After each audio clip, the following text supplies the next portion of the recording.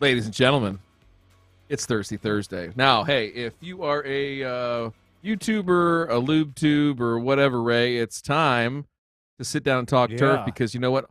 Our guy, Matt, he actually patched in. He did for a second, and he said, Ray, Mhm.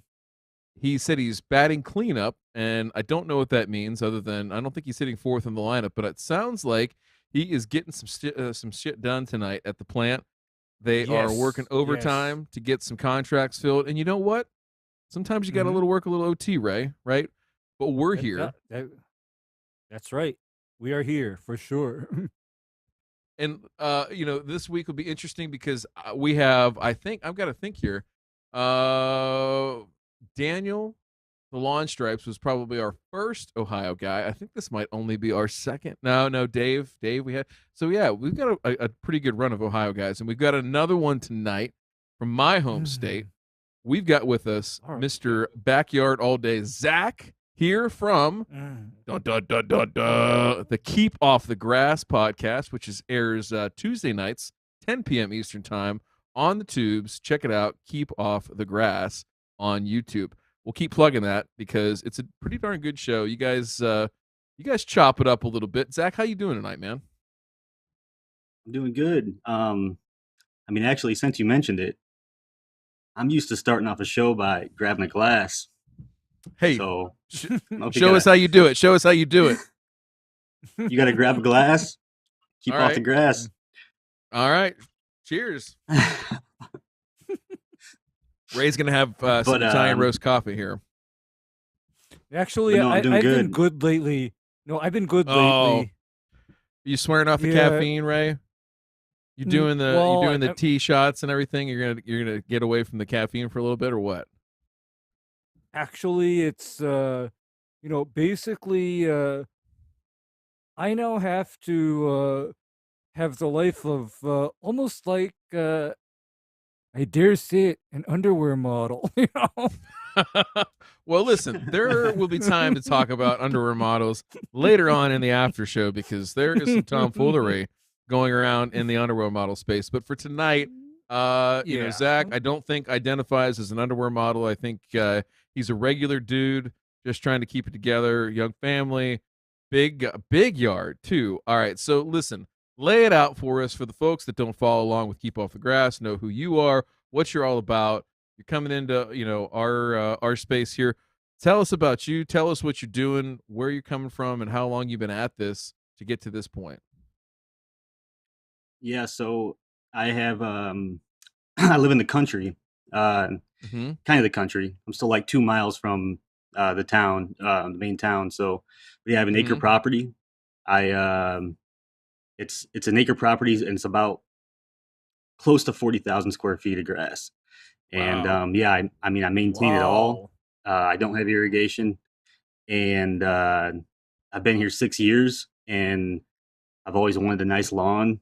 Right after moving in, the first week I was out there with a pull behind sprayer, spraying weeds, blanket spraying the whole Dude. thing. Look at this guy. That's how I started off, and it went from there. So like where'd that come And then from? Go ahead.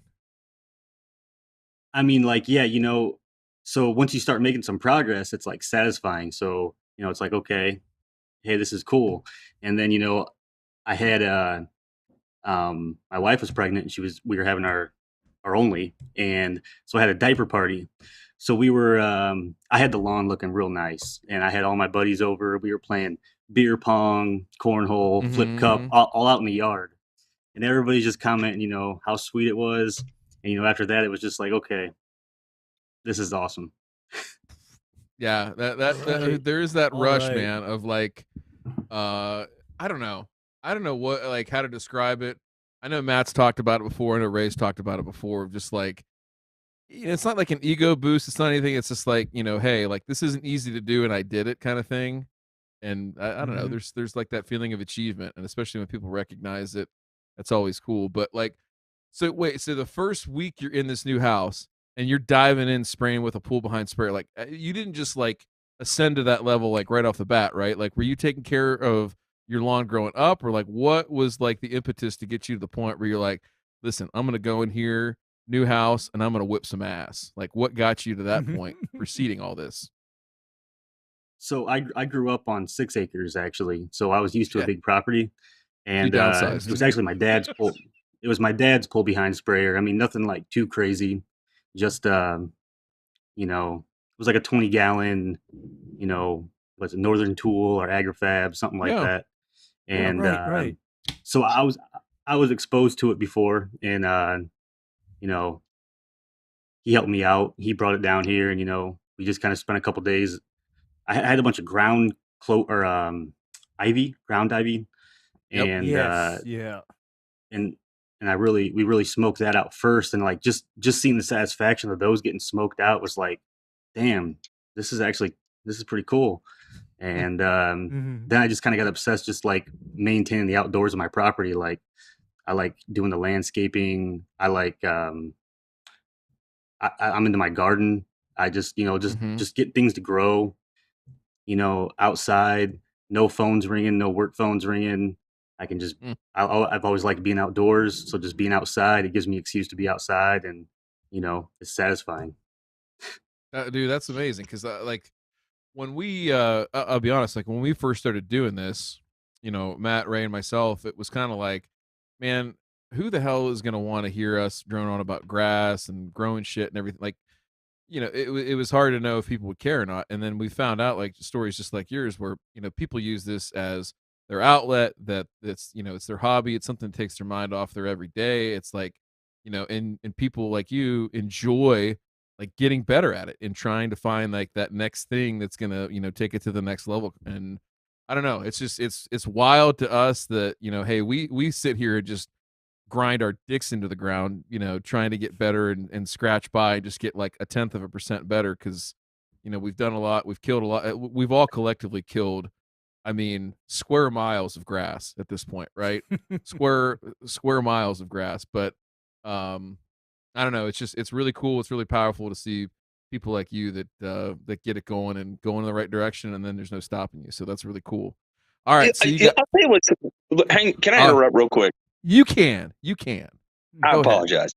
It's fascinating to me to hear the level of, and I'm using this word because it's totally the incorrect word.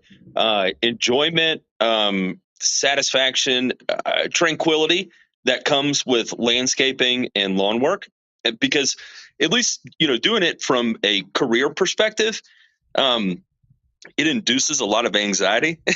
It's It funny usually that doesn't for me, Matt. It usually doesn't for well, me. It's like this is like I'm my pretty tense as it no. is. To be honest, Ray, I wake up in the morning and the fact that my eyes open induces anxiety sometimes. So I may not be the appropriate barometer to gauge here, but it's fascinating to.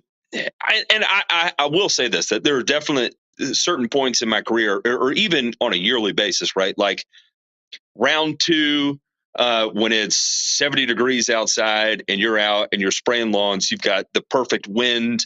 You can smell the lake when you're on a lakefront property, and you hear the birds and things are blooming.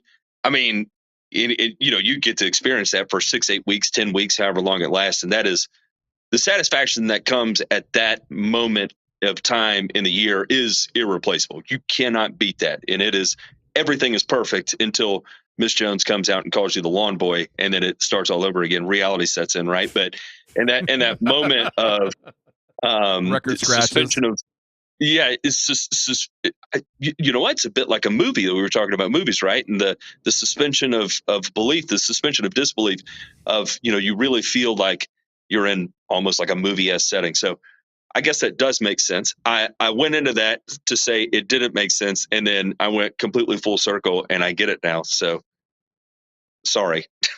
No, dude, you're fine. Like I said, it's just it's cool connecting with people like this that want to get better. So that leads me into, my next question is, okay, so you take this thing over 6 years ago, you're spraying out ground ivy and you're seeing instant results and everything like that.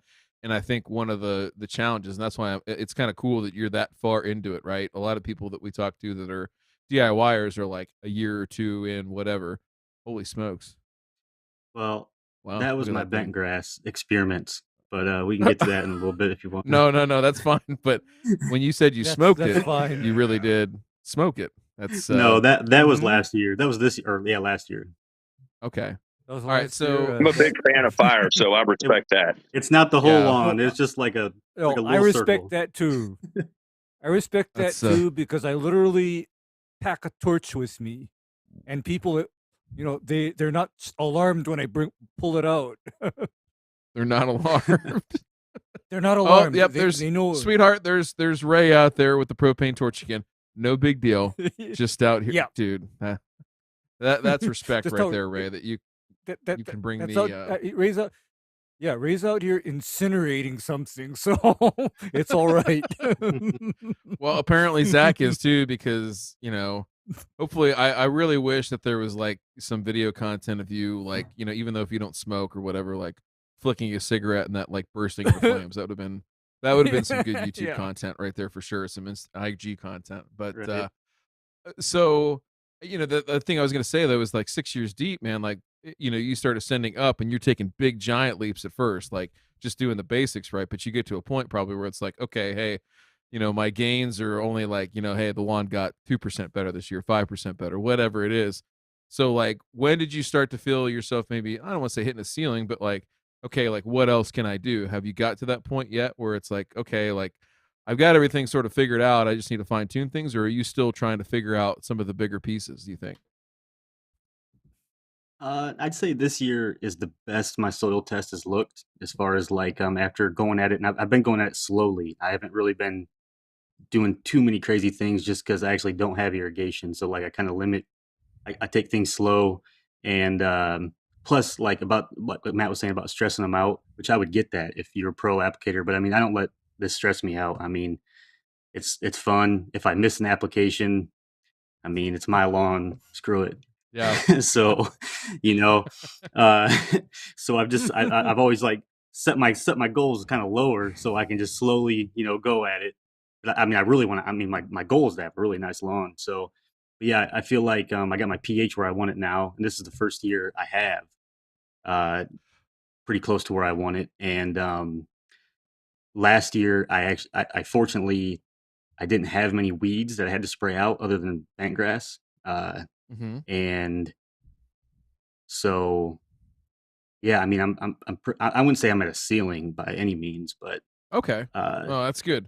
Some people feel uh, like that too, man. It just it comes out that way. So okay, so in the sense of the soil test, and you mentioned that, and J Pink will throw that up here in a few minutes or whatever. But you talked about pH, like where were you at when you started? And I noticed, we looked at those very quickly beforehand, and you were at like 6.8, 6.6. I mean, you were in a really good spot. What did you do? Like, what was the thought process when you went into it, and how far have you moved that, and over what period of time? so uh, maybe 4 years ago, I was at a 7.2 or a 7.3, Damn. and my back and front yard, I kind of treat them differently, which we can get into that later. But I every year I was hitting it with an app or two of elemental sulfur, normally just about 3 pounds a thousand. I used some AMS. I did use some urea as well, but I used some AMS. I used all SOP, uh, and yeah, I was just working on driving that down. And like last year, I was at a 7 and a 7.1, I believe. Or no. I was at a 7 and a 6.9, uh, and yeah, I got it down a couple basis points. No, that's that. Listen, I think that's good, dude. I think That's that's the kind of thing impressive. that you got to take. You got to take your shot there, because Ohio Midwest soils. I mean, we're going to be high pH generally speaking. So when I saw those, that was one thing that jumped out to me. It was like, okay, like clearly he's doing something, because it ain't coming out of the ground like that on its own. In the area that you're in Ohio, and really like just about any part of Ohio in general, right? So, JPig, why don't you throw those Are they soil known to test be high? results up? Yeah, Do you mostly yeah. see high pH? Or Mo- okay, because I mean, you yeah. see lime in all the stores. It's like, to buy Oh elemental man. sulfur around here, I had to go to, I don't know if you know what Midwood is, but I had to go there you know, it's a farm store right here local, but I mean, yeah, I couldn't find Mm-hmm. it's lime everywhere. So it's like I was always wondering. I'm like, man, is my you know, are my readings bad? Like, why do I got higher pH soils? And then No, you're fine. You're fine, dude. You're fine. It's You're fine because Ray, I mean, that's a thing, you know, everywhere in Mhm. the Midwest. And I mean, you guys were talking about this on your soil testing show. What was that last week? Not this most recent one, but the week before, I think it was. And you know, the Mhm. whole idea of, oh, we're gonna throw some lime on that and sweeten up that soil. Like, what the hell does that even yeah. mean? Ray, Mhm. I mean, do you have any idea of where that whole idea of lime and sweetening the soil and all this other bullshit came from? Okay. It it came from this old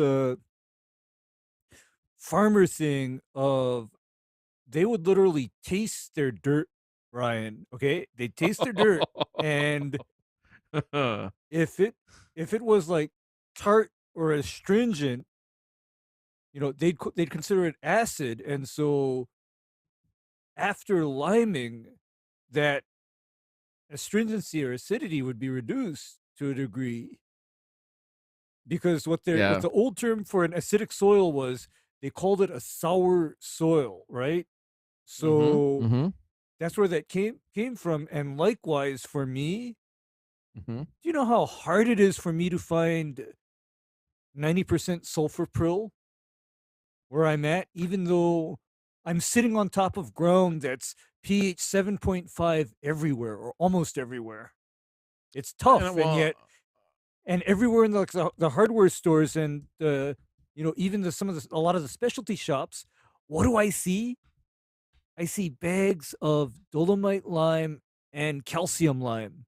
And I'm like, what the hell? I mean, because I've even seen some guys that fall into that miss too of gotta sweeten the soil, and they're throwing down dolomite on a high magnesium soil that is already over pH 7, Ryan. oh, I Can believe you it. I mean, imagine? Zach, this is no lie. Like here in Ohio, I literally got into a screaming match, and I'm not a screamer by nature, but of a contractor that has done this for a long time, right? And I spec for a sports field here in Ohio because the pH was like 7.8, 7.9. I mean, it was way up there. Lord, Lord. And bare soil. So you know, we expect, hey, we're gonna till in 90% sulfur. And there's if you're ever looking for it, I'm not pushing anybody's product by any means, but Tigersol, which you can get at Site One, fine Mhm. product. Tigersol Um, 90. I was going to Yep. ask you about that actually because I saw that on your fertilizer logbook that you gave us the other week. yeah. Let's Tigersol's, use, and that was on there. And I'm huh? seeing actually, I filled that sheet out today for my last year apps actually, Oh, but really? yeah, but yeah, I saw that and I'm like, man, that looks like a pretty cool product. Yeah, And it's kind of, it's not pelletized. It's like they're like little chips almost is what they look like. And you'll see that they carry it at Site One typically, so it's pretty easy to pick up nationally. And for some of your compatriots there on the KOTG folks, they're an Iowa-based company, or they were. They got bought out about a year and a half ago, 2 years ago, but family-run company built out of Iowa, and yeah, pretty good stuff if you're into that kind of thing. But so going back to this whole thing was, this guy said, "Oh well, I've never sulfur. Like, why would you put sulfur on this?" I said, "Well, you need to lower the pH." Well, the only thing that works on pH is lime, and I had to do the face palm, and I'm like, "You got to be kidding me! Like, you Oh, really? yeah. Are you serious right now?" Really? And then it goes into this whole thing of, hey, we're going to put this down, we're going to lower the pH. And this guy just lost his mind. He was beside himself. And so it worked out, everything went great. And we had several conversations about it over the course of it. But yeah, I think it's something that elemental sulfur either freaks people out, or it gets their panties in a bind for whatever reason, because they're not used to having to drop pH and don't understand that. So clearly, you recognize though that there were measures that you needed to take, and you had opportunities to do so, and it's definitely working. So kudos to you. on the pH thing. That's something you got to stay at it though. You can't, it's the parent material of soil that you're on is not going to be kind on keeping that down there. So, but that's interesting. How just real quick, how old is the home? Like, how long's the lawn been in there roughly? You had a guess. It's 79. Like, I mean, so that's it's when been the there a while. property. The home's kind of like newer than that, but like, I think it's It was a 79. lawn there. So Okay. yeah. Well, And so it's been speaking there of a that, while, like then. I definitely have done some heavy overseeding, but I do have a good Midwest mix. I'd say I don't have one grass type for sure. I've never done a complete full reno, so it's definitely That's still hey, some of the old my stuff in man. there. My man, the old potpourri of cool season grasses, whatever. Listen, there's a motto in the country, especially in that part of Ohio, right? Is like, and it's probably it probably is that way there too. Is like, my wife grew up not far from where you are, maybe an hour or so away, and man, everybody out in the country, it's cool season blend of whatever's green.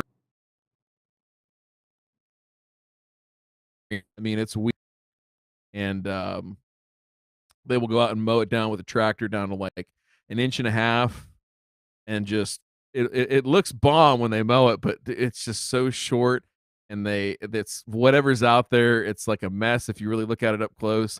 But man, they love doing it. They take so much pride in that. So let me ask you this real quick on that piece, like of being, is your lawn like recognized? Or are they like, holy shit, like look at Zach's lawn? Does everybody like drive past and like, dude, what do you do to your lawn? Well, I mean, there's only, my neighbors, they're not that close. I am in the country, so Right. I'm not on I'm not in a neighborhood. I'm on like a busy country road, is what you kind of could say. And I don't know, I have a farmer who like owns all the fields around me. Right across the street he lives, and he's always asking what the hell I'm doing. But he but he thinks it's cool. They actually, my Well, hey, neighbor, one of them just moved in and he hired True Green 2 years ago, and I'm like, oh man, that was my dream. Like, I'm ready to go with this. Like, I was so hyped, but then he never had him keep. I think he just had him come for one app, and that was it. So oh man, the old one and done. Like, not even gonna commit to it. They didn't want to take that relationship to the next level, huh? That's no, unfortunate, It was a first date. A one app okay? stand, a one Yeah, app stand, Ray, and that was it. It, You it know, was just a first date, and it's like it won't be a repeat. I mean, next. I mean, and kudos to the neighbor for keeping it at that.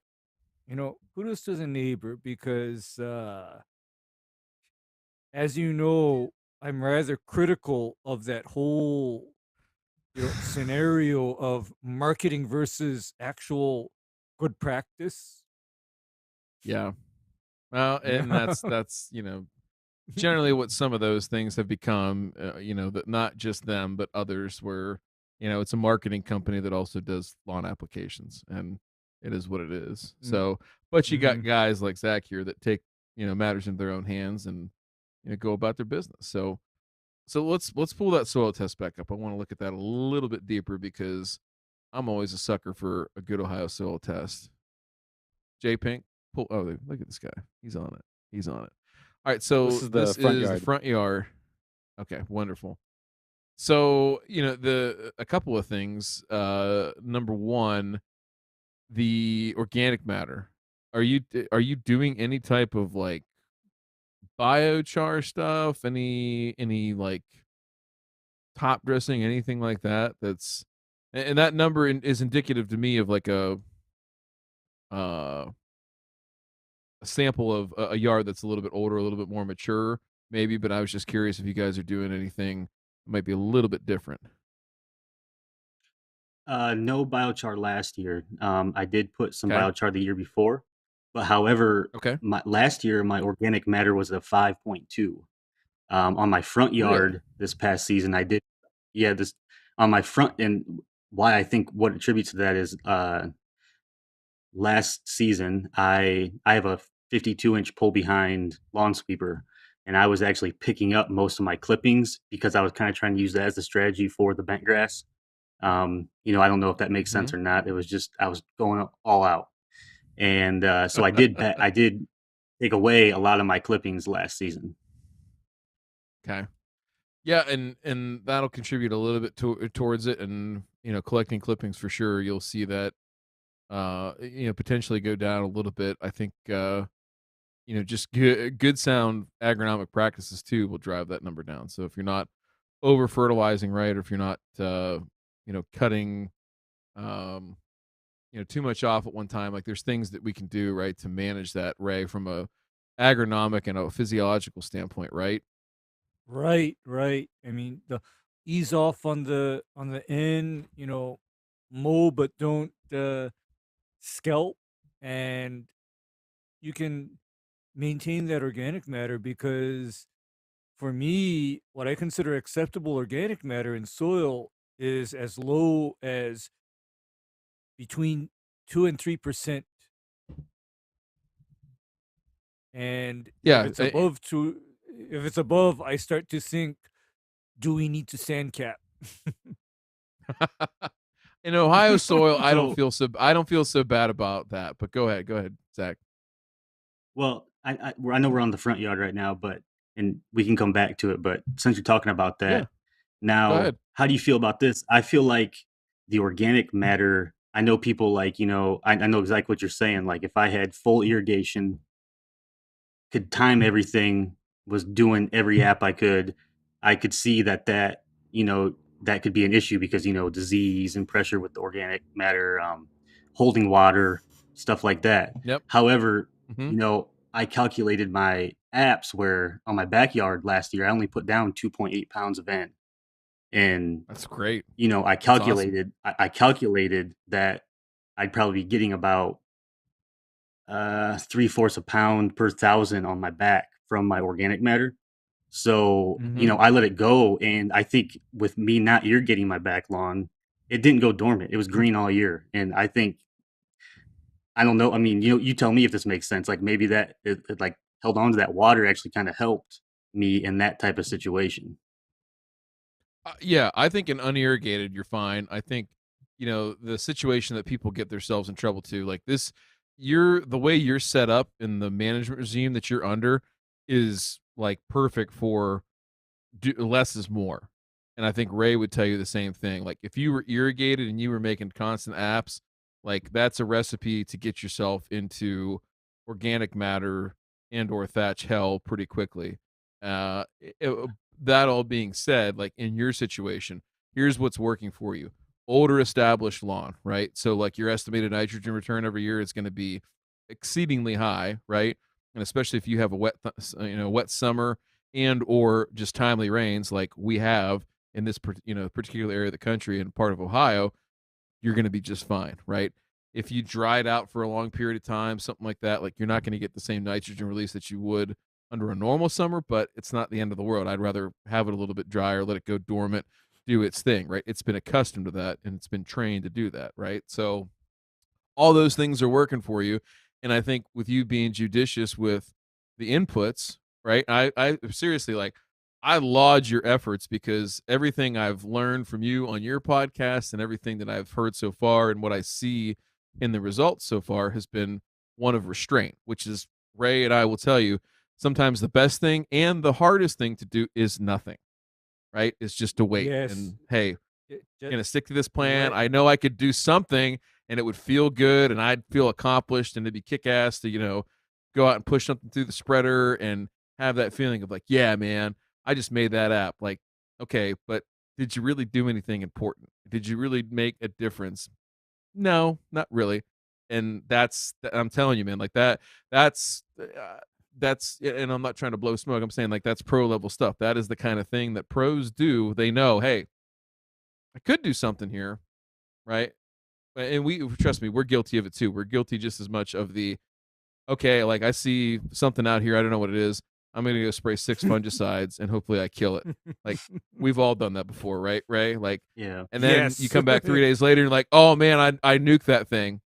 And then the 4th day you come back and it's like all over everywhere, and you're like, well, shit, but no, you didn't do anything. You just wasted No. You just You wasted just all wasted that money. a shit ton of money. Yeah, shit ton of money gone. Okay, I mean that's you know that feeling, Zach, when you're driving like 85 past a cop. That's the feeling that morning you walk out that fourth day and you're like, oh fuck, like, yeah, that didn't get crap. it. That's not good. That's not good. That didn't do it. I mean, that didn't do it. I mean, that's where, you know, I see people doing this where they keep on doing and overdoing, but in all of that doing and overdoing, they're not actually stepping back and analyzing what the problem actually is and addressing it.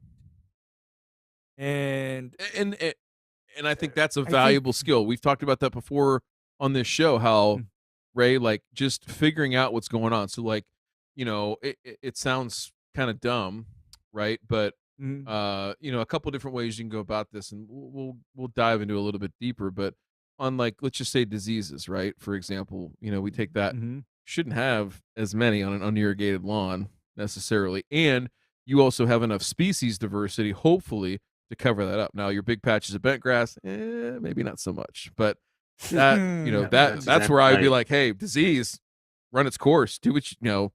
We got Pythium in the bentgrass. Do what you gotta do. Hell, let me go out here and water that real quick. Let me get that going a little bit. You know, put some gasoline on the fire there. But you know, as far as that goes, one of my questions, actually, can you induce Pythium on the bentgrass? You know, like no. Like 1 year, I was like, I saw some disease on my bentgrass, like at the patch, and I'm like, I'm just gonna let it go. Like, yeah, totally fine. That was like, totally fine. Yeah, no, that's totally fine. That's totally fine. So, yeah, that's all right. Okay. That's all right. I mean, and even for myself, I can tell you, Ryan, I've seen this succession where, imagine this, all of these selected varieties of Seashore paspalum and selected varieties of zoysia. Guess what those areas turn into when what's that? Inputs are drastically reduced. What's that? It all turns back to common Bermuda. It all turns back into common Bermuda. I'm not going to say that doesn't exist in the part of Ohio where Zach is, but we'll talk about his Bermuda in a little bit here because I'm excited about this part. But Ray, that's exciting to me too. Real quick, Ray, I want you to wax poetically here for a second about, you know, the P and K part of Zach's soil test, because, you know, I personally don't see anything super concerning, but like, let's just talk about, like, in his sense first of, you know, P and K, what do you see? And then if you can help the folks at home that are probably in the same situation, say acreage and unirrigated, you know, what's the playbook in your mind for P and K applications, maybe around where he's at or even a little bit lower, again, bigger acreage and on unirrigated? What are your thoughts on that? Okay, my thoughts on this are because you're doing a non-irrigated lower input lawn, my counsel is you don't need to add any. You actually have more than adequate amounts of both P and K. I mean, you literally have soil that I'm drooling over right now because you're not phosphorus deficient, you're not potassium deficient, and your pH is basically under control. I mean, I consider anything under 7.2 under control. And so your actual nutrient management program will basically center around giving the grass nitrogen when the grass actually can best utilize it and in a form that is the most efficient. And so what that means is you're looking at a late summer, early fall nitrogen fertilizer program. And what I call that, and Ryan laughs at me a little bit sometimes, is I call that making sure the grass goes to bed in the winter well fed, so that come springtime, all you have to do is just watch the grass wake up because it's been well fed in the winter, through the winter. And so all of those nutrient reserves are there in the grass, stored away. And when it warms up again and the sun comes back out, your grass is ready to go. You don't need to think about all of this nonsense. Oh, be early with your fertilizer applications. Meh. You don't need to get sucked into that, because what Ryan likes to say is the fiscal year for turf grass growing in the Midwest is literally like after summer. Okay, after summer, fall. I mean, the most important time of the year is actually fall. It is not spring. I mean, and based on what he's told me about the growth patterns of grass in that region, the last thing I'd be doing is throwing down all kinds of stuff on the grass in the spring.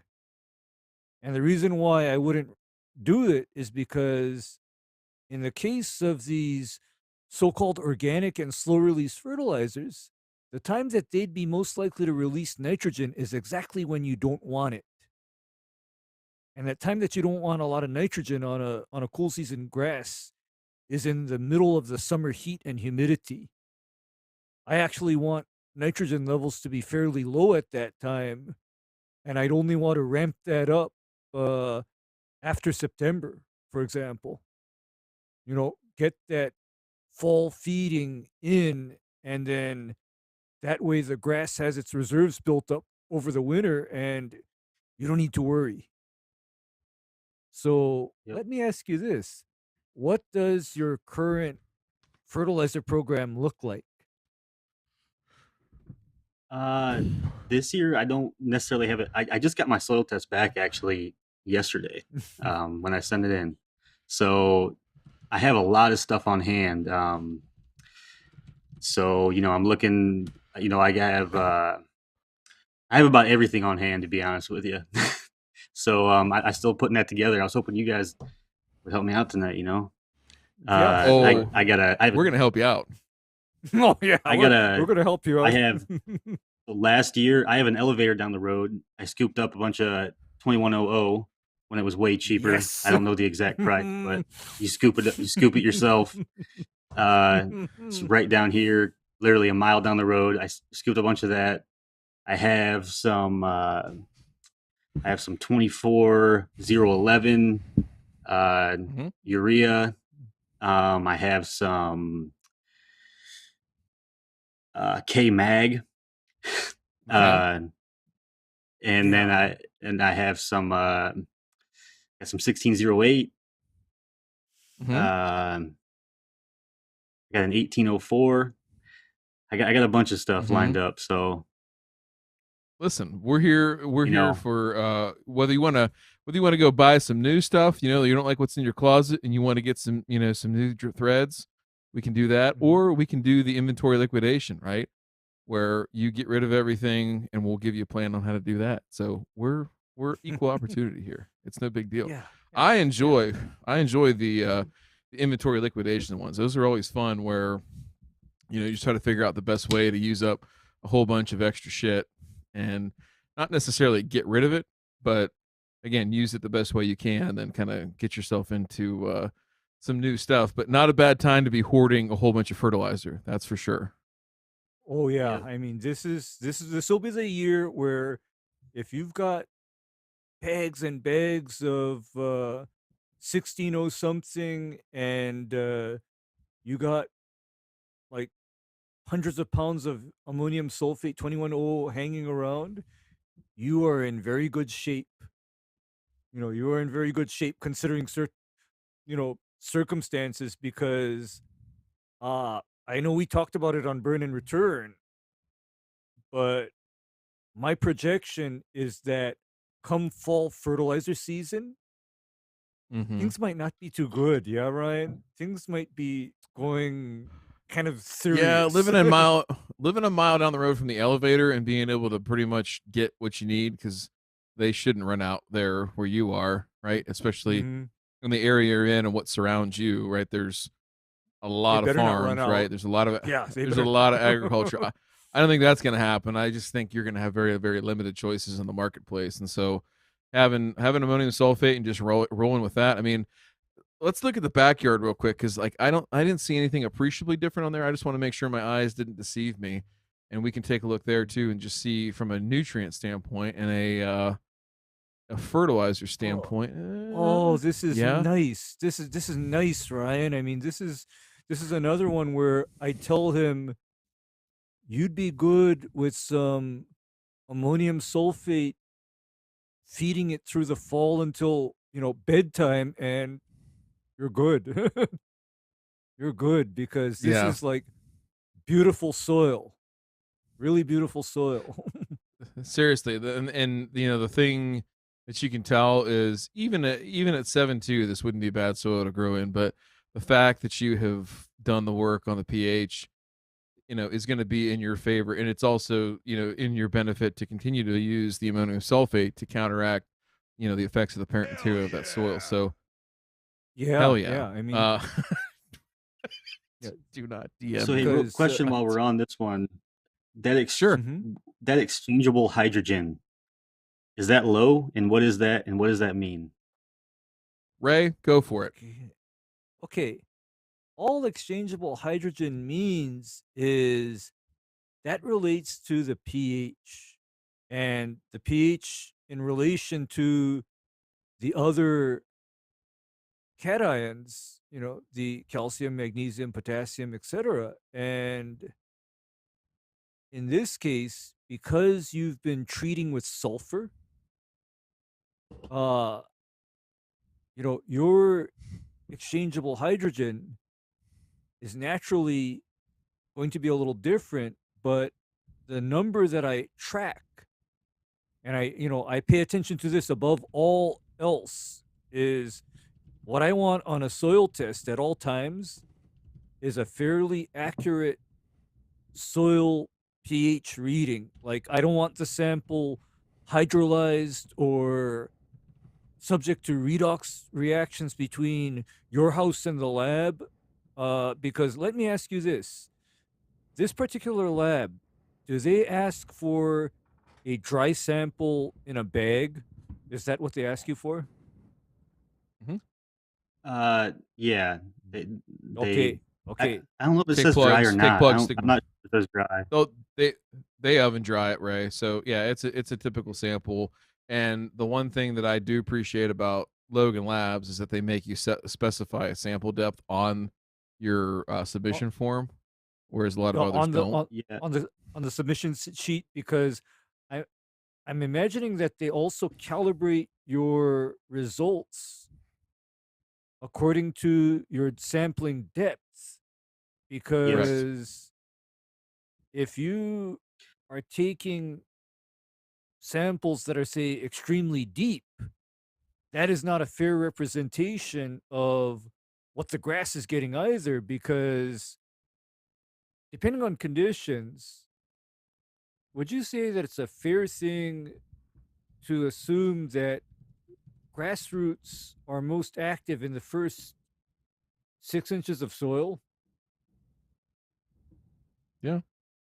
That's a fair statement, because conversely, I mean, if you're talking about something like an apple tree, those roots go deep. So that's a little different. Yeah. But then this is only grass. What were you going to say there, Zach? So every year I've taken the sample at 6 inches, and this year I have no rhyme or reason why, but I just decided to do 4. I just wanted to change it up.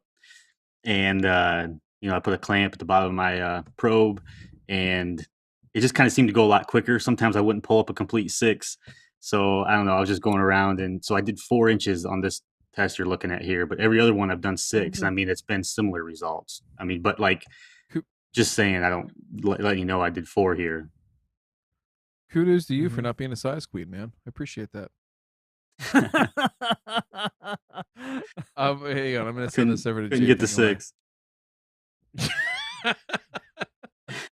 How wide was your probe, though? Oh yeah. I mean, all right. Let's actually. So hey, with my Yeah, go ahead. CECs, speaking of that, like with my CECs, I don't know Yeah. what you guys think, if they're like high or not, but like, I mean, I can stick my probe in balls deep. I mean, Of course. so I don't, Yeah. I mean, That's and it doesn't,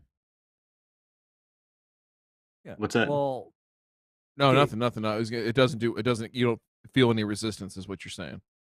No, It, and it's, I don't know. I was always under the impression like if you were like over 10 CEC, you know, it's so I always wondered if something was weird with my test there, and so but yeah, it's not like that. It's I don't have puddles, you know. So it's not It's high. just I don't It's know. not exceedingly high. It's not exceedingly high, and the relationship there, generally speaking, right, is that clay is the finest particle in soil that we have. Silt is the next size up. Sand's the next size up from that, right? So if we were going to think about these proportionally in the space of soil, think about it like sand is like a medicine ball, silt would be like a tennis ball, and clay is like a BB, like a little tiny BB. Like that's the relative proportion, generally speaking, right? So, there's more sites when we pack a lot of BBs together versus a lot of tennis balls, right? That's more particles in one given space, right? So, in terms of exchange capacity and things like that, there's more sites for that to take place when we have a heavy clay soil. So, it's not necessarily always indicative of the physical properties of the soil, but you can get a reasonably good idea, right? Because in sand, right, we have fewer sites, less holding capacity, right, within those cations, and so that kind of gives you at least some sense of what's going on. What would be interesting if you ever wanted to go down that route, I want to say it's like $30-$40 from Logan Labs, is doing a physical analysis, right? So a sand, silt, clay. There's the old jar test, texture. things like that. Yeah. Yeah, The texture analysis. Mhm. It's not going to give you like unlock any secrets necessarily. It's just one of those things that's nice to know and kind of go from there. But it's a good question for sure. And I think on the sampling depth, J Pink, can you cue up that? There you go. So this is courtesy of our good friend Dr. Bill Kreuzer, formerly of the University of Nebraska Lincoln, now runs the Greenkeeper app and a couple of other companies out there in Lincoln, Nebraska. So this is a really important thing to look at here in terms of like how deep do you sample, right? So look at the depth, relative to what you're going to get on your sample on a Melee 3 sample. So you go from 0 to 6, we're talking about almost half, right? In terms of the difference between 0 to 2 versus 0 to 6. So, number one is sampling to consistent depth each time. So 6 inches is fine. You just have to understand like where that relates to your overall soil test results, right? And then number two is, think about where we typically sample in agriculture is 6 inches, right? That's a very easy thing for them to calculate on the basis of how much soil is there, and then calculating your pounds per acre. I won't go into the math and everything like that, but if you specified 4 inches on your soil test, and if you sampled at 4 inches, all those calculations that you see on that test are accurate. If you sampled at 6 inches and you marked 4 inches down, then it's going to dilute your sample. You're going to have major problems in trying to correlate the data to what's actually being there. And flip it around, you would sweeten the pot. You'd have a strong soil test if you did it the other way around. So all that being said, is your depth. I'm glad that you made that a point. I think you guys even put a little short out on your podcast about the proper depth. I thought that was good. So so giving the people the information they need, gentlemen, the depth's always important, right, Ray? Sheila knows that. Absolutely. Yes, sure does. She sure does. That she's a good woman too for it. All right, so on the front of nitrogen, Ray, where do you land on these couple soil tests? Let's talk about nitrogen real quick and the products you have available. I didn't hear anything in there that gives me great pause in terms of whether you should or shouldn't use it. I mean, there's going to be it sounds like I don't think there's any phosphorus in any of the ones that you mentioned. Is that correct? No, nothing. I didn't And I hear do phosphorus to note. Mm-hmm. I do irrigate my front a little bit. Like I do manually irrigate. Like when it gets hot summer months, I will from my front only. But like that's just like very little. But I mean, I'm just throwing that out there. I'm not gonna let it that's go dormant. Yeah, That's not a huge concern from a fertility standpoint. But Ray, what do you think here? Given what he's got a couple products at 24011. I want to say is like typically it's like a 40% slow release product. With PCSU. So, what would your strategy be on the all mineral products like the 2100, and then going into some of the other products he's got like the 1608 and the 24011, some of those ones where they do have a slow release component, knowing he's unirrigated too. So it's not going to be like he's jacking this up with water and it's going to just blow up on him. And then he's out there in the middle of summertime and just fucked with disease pressure. Well, the thing is that if you have one of those, slow release lawn type applications, if needed, I would look at that as the spring fertilization, with the understanding that you apply enough of it early enough so that by the time summer rolls around, that nitrogen, slow release nitrogen, is kind of, tapering off.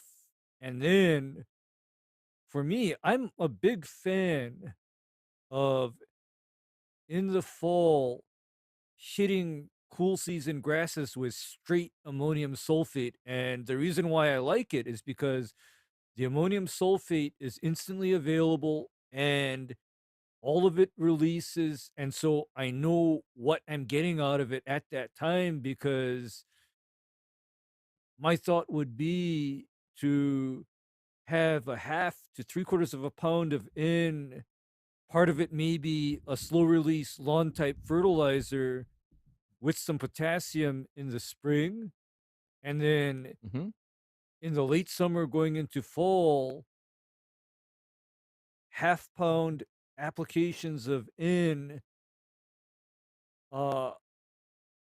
totaling 2 pounds of N until the last 2 or 3 weeks of grass growth, just light, readily available feedings up until the time that the grass is ready to go dormant with the AMS. Yeah.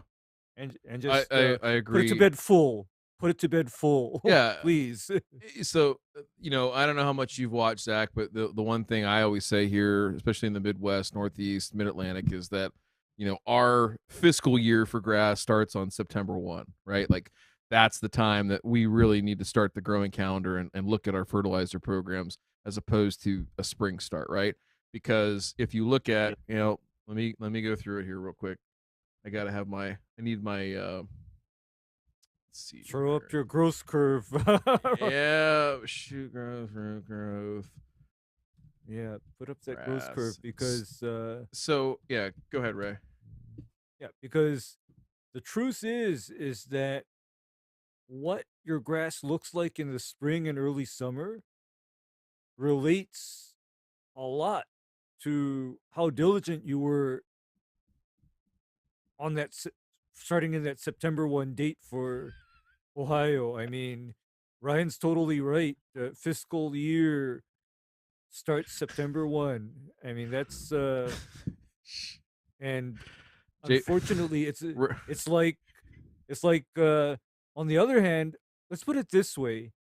I think spring fertilization, especially trying to make up for not feeding correctly in the fall, is, to me, that's like turning in your taxes on April 21st.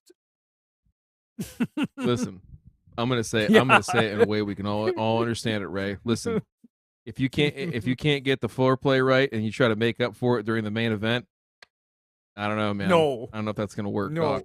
Just don't know. I don't think so. And you gotta go hard to paint from the jump. Yeah, and you know what I'm looking at on that growth chart, Ryan?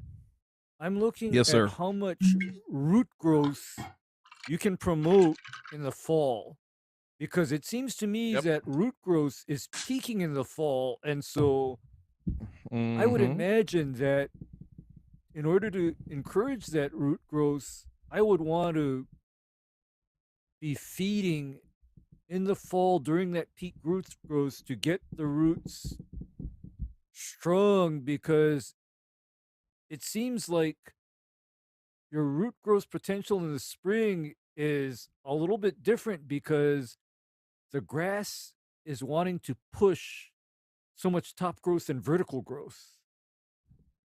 Correct.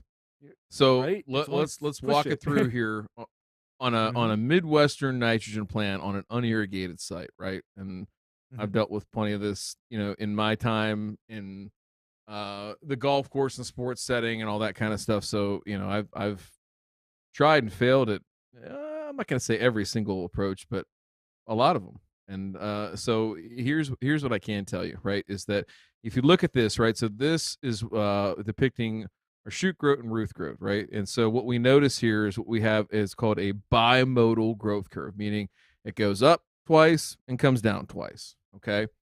And so again, if we're going to start in that September timeframe, right where our line crosses from summer into fall, there's a surge of top growth and we notice a surge of root growth at this time.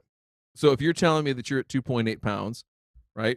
And let's just call it 3 for easy math. On your backyard. Okay, what about the front? Yeah, I'm a little more in like the 3.5. And I would say... You dirty dog. You dirty dog. I would say 2.5 of that, though, was applied in the fall. Yeah, my reference earlier, about... man. Yeah, man. that's a good man, but yeah. You give him the front a little bit more attention in the back. I'm learning a lot about you today, Zach. It's a lot, okay? Hey, I'm cold backyard all day, man. Well, I mean, depends on how beefy your backyard is, though, right? Well, yeah, and I always say, business in the front, party in the rear. There you go, Ray. All right, so... All right, we're in September. We're trying to push root growth. So I love that idea that you're trying to get 2/3, let's just say 66% of that nitrogen out in that time between September 1 and in your area, I would say, roughly Halloween. Okay. And the reason I say that, and we've talked about it on here before, but a ton of good research out of University of Wisconsin, Madison, where, they found that the uptake of that nitrogen in our climate, right, in our Midwestern climate, begins to slow down precipitously through the months of, through the end of September into October and especially in November. So even though you're putting it out and even though people will say, oh man, you got to put a winterizer down like Thanksgiving, the grass is literally taking up less than 10% of that nitrogen. So dumb from an economic perspective, dumb from an environmental perspective, you don't need to do it. That time frame, that 8-week time frame from, again, September 1 to Halloween, that's the go zone, right? That's where you can be out. And in your case, timing it up with a rain as best you can, throwing your ammonium sulfate out there, try to get a 0.5 pound out to get 4 apps out, you're fine. Like it seems like you're pushing it, but you are pushing it. The whole point here is we're trying to drive as much root growth as we can. Now coming into the spring, if you here where we are now, it sounds like you've got a great foundation set. You started your fiscal year off right. So now we're coming into springtime. And what do we have happening now? Your grass is probably just starting to green up. Maybe you've done a mow or two, and you've got a big flush of growth that's on the horizon, right? So a couple of things that you can do. Some of them are easier than others, but let's talk about those. Number one, from an end perspective, I wouldn't be ready to go so hard in the paint. I would let that fall end ride out a little bit longer, and especially in an irrigated situation, I'd be looking like mid-May, something like that, and then you can use that slow release. And I'm not so concerned, Ray, about having slow release out in this situation because he's unirrigated, and he's probably not going to get flushes of growth that are crazy like if he had an HOA or an irrigation system set on the HOA setting where it's like, 20 minutes a day, 7 days a week, right? Twice a day, that's even. The kind of twice a day. Twice a day. Yeah, I've seen that. Twice a day of getting it soaking wet. That's the Telly Coleman setting. You got to have a special irrigation system for that. But I digress.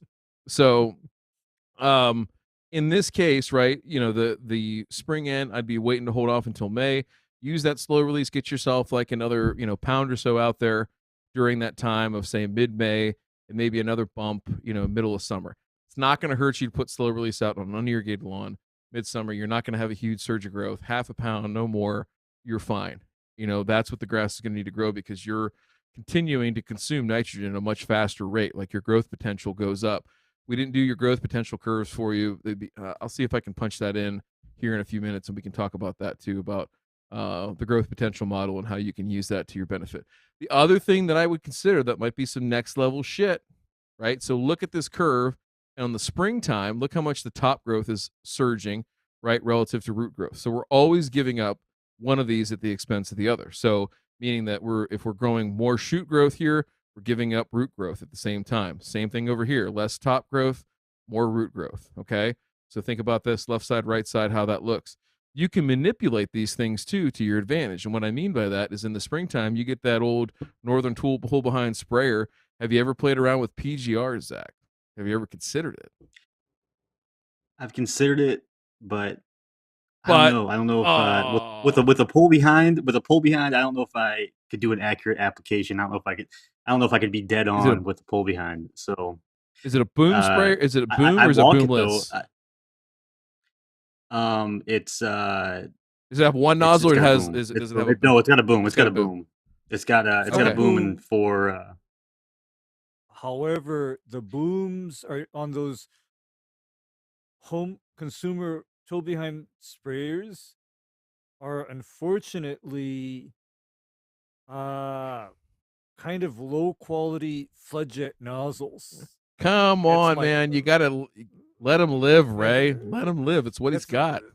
Well, but then that's a legitimate concern, because when you're talking about PGR use, the effect of the PGR is to a large degree also rate dependent. And if you're light in part of your pattern, that's the area that's not going to get regulated as much. And then when you're heavier on the other part of the pattern, that's where the grass is going to be in the shut up mode, not growing. Well, so yeah, not growing. So, well, do you have that sprayer on property? Like, is that yours now, or is it still at your dad's place? I don't actually, but I'm looking into getting one. I kind of want to get one a little more commercial though than that. Something I could use. But I mean, I would just need to. I don't know if I want to. I walk this property with my 4-gallon sprayers plus. I mean, I do that. Are you serious? Yeah, I'll refill for my backyard. It takes me two or three refills. And I did it a couple times last year with some 2020 and 2020. That was probably the only thing I walked. Well, that's hardcore. So then a couple of things. The thing when I look at your backyard, I think that would be awesome. Not necessarily right now, this year or whatever, evolve to it, but I would love to see like little, like test plots out there, because like it's set up perfect to where you could like section some of this stuff off. And like I know you guys, talk to a bunch of different companies and stuff like that, and it'd be cool to like, hey, like here's this treatment over here back by the tree, and then on the other side of the shed, the garage over there, on that side, we're doing this treatment, and here's the differences in the grass. I don't know if you're into that, like of having stuff looking different and everything like that, but man, that'd be kind of cool to split it up and do a little, science fair project. But anyway, back to the growth regulator thing. Even if you just do it with a backpack sprayer, I think trying a section out, like maybe you commit to that of just try a section out this spring and see what the difference is. You're I think you're going to see a huge reduction in clippings, right? We all go through that spring flush here in the Midwest where it's just like you can't cut it enough. You're mowing out, out there 3-4 days a week, just trying to keep up with the shit, and it's like a 2 or 3 week long, surge of growth. You won't have that, and all that energy that would be going up for shoot growth is now going to go down for root growth. And so that's a whole process we call pre-stress conditioning, right? So we're trying to get the plant to use its energy in the most productive and efficient way heading into summer, where we know roots are going to die back because of soil temperatures, because of physiological processes in the plant, all those things. And it's actually a benefit, right, to the turf. So even if you just do a small area, I would be interested. You need to get Only Pool to hook you up and send you a little vial of some T-Nex or something like that. Oli, if you're listening, help this man out. Get him some chemicals, please. He did send me an ounce of. He sent me an ounce of Pylex last year, so look at this guy. I think we'll be all right. He spreads the wealth. He spreads the wealth. Yeah, because I think if you were to test out or evaluate on, like, say, 4,000 square feet or 5,000 square feet, that would give you like a pretty good feel for what the PGR does for you.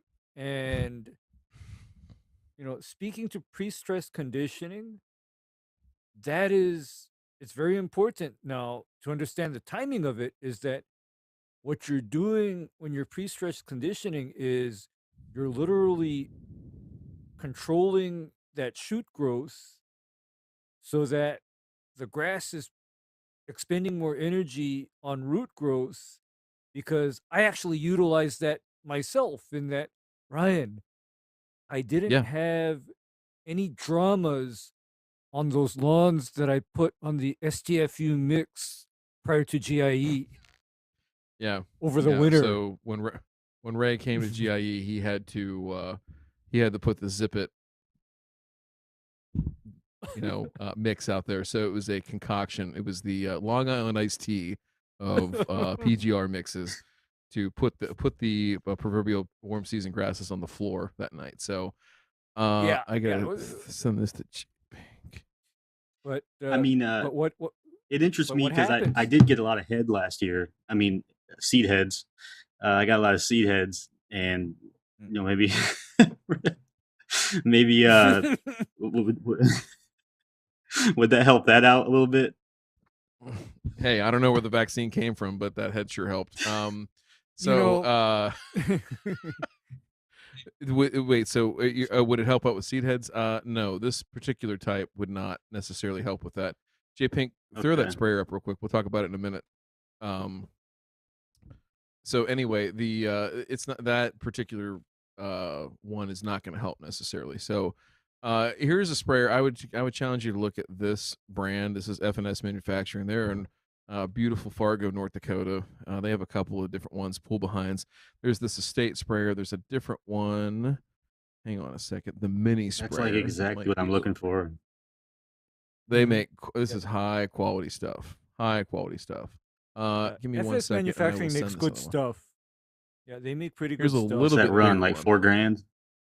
I don't think it's No. $4,000. They're ones that slide Less into than gators for $4,000. I would suspect that this one is in the 1,000 to 1,500 range. I don't know. Or I think this that one would be has even less. That would be even less. That I would mean, be good with me. usually, if it's an electric, pump that you clip onto the, the battery of your lawn tractor or whatever, it's under Mhm. 1,000. It's not the only Yeah. time that you get into like the couple thousand range is if you want like a race spec sprayer with the 10 gallon per minute pump and 500 psi capability. Then you're talking about a few bills.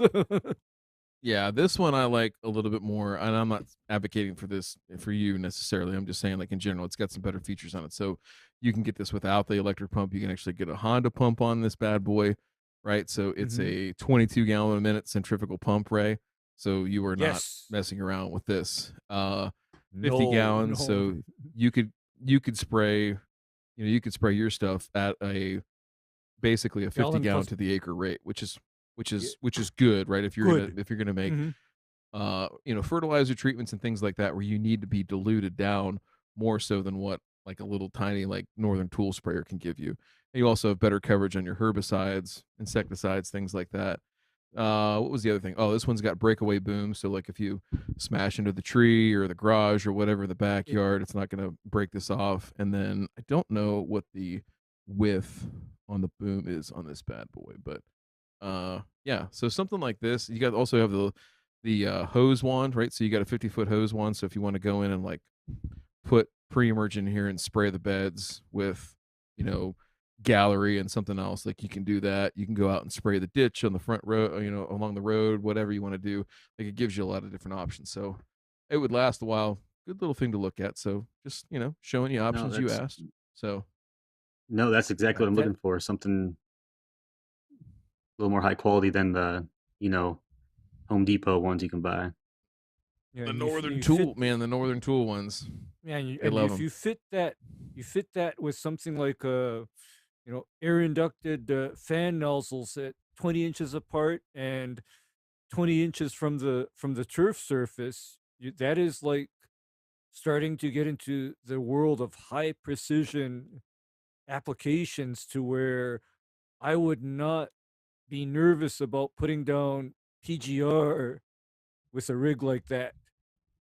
Provided I have my 20 and 20, 20-inch nozzle Yep. spacings and 20 inches off the ground. Agreed. It is very Wholeheartedly on windy out that. here. I mean, in my field Yes. behind my house, Yes. there's wind turbines. I'm sure you No, know literally- which wind literally. turbines I'm talking about. They're in my I backyard. do. And It's Ray, no people lie, like this complain. is Well, I'm not going to say that. where he's at. He is literally in the Hawaii of Ohio. Like it Yeah. is windy. Yeah, There, yeah. there And- might and you know what be a dozen calm days there every year. and you know what? And that is also where,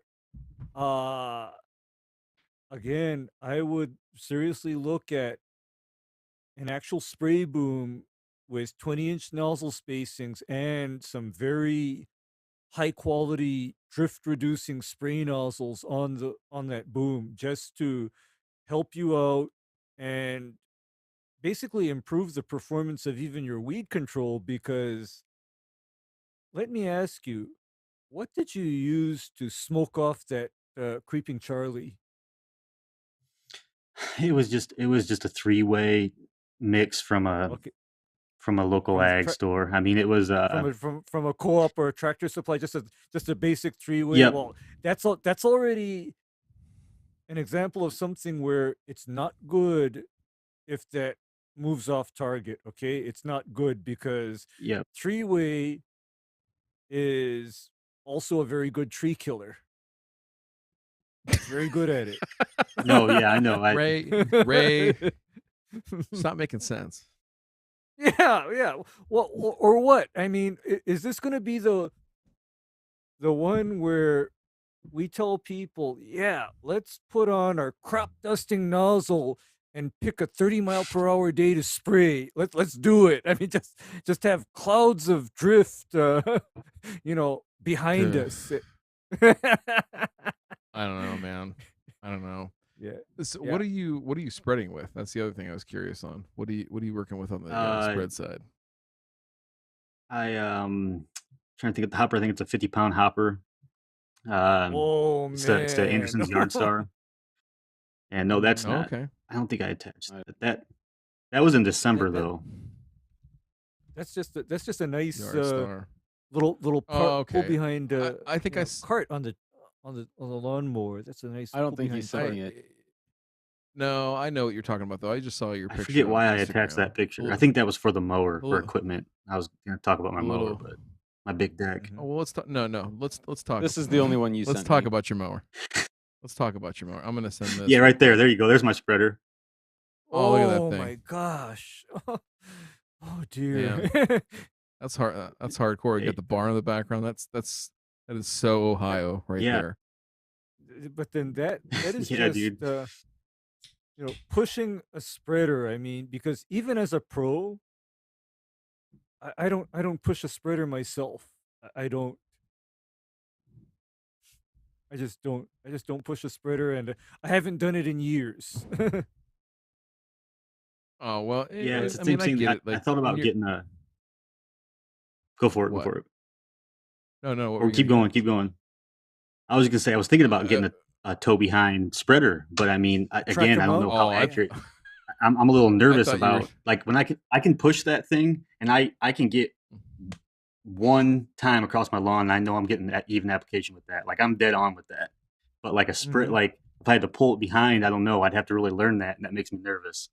But Well, Man, I mean, I'm gonna look you at got a Marketplace large now. area to kind of like, as we see on the Discord, FAFO. I mean, you got a kind of a large area, and my only counsel with something like a toe behind spreader is, at first, set the gate a lot smaller than what you think, and if you've not used up that product after going over your designated area, whatever, if you put in like 100 pounds of material in there, then that 100 pounds had better have covered that acre and not run out yet. You should have a little bit left. I mean, then Yep. then you're good. But on the other hand, if you just ran it over like 5,000 or 10,000 square feet and you're empty, it's like, that's a bit much. I think you just set your spreader for the what do you say? G for grow, L for lush. Yeah. You said L for lush and S for shit can, I think is the S for shit can. You're fired.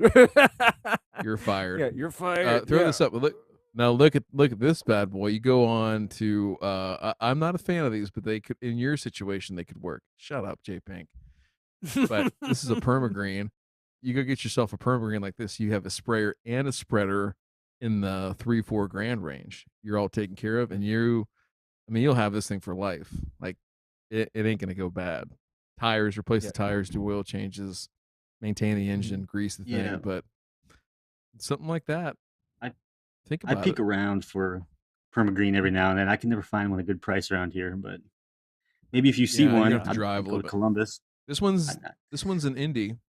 I just looked up around me. There's a couple in Indy. There's a couple in the Cleveland area. There's a couple other ones too. So you never know.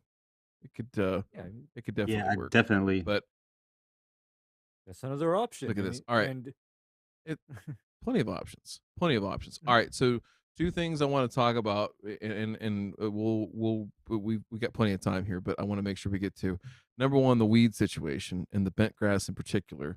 Let's talk about the weed situation. And is there anything besides bentgrass that we need to talk about, or other like problems with the lawn that aren't fertility related that you wanted to talk about?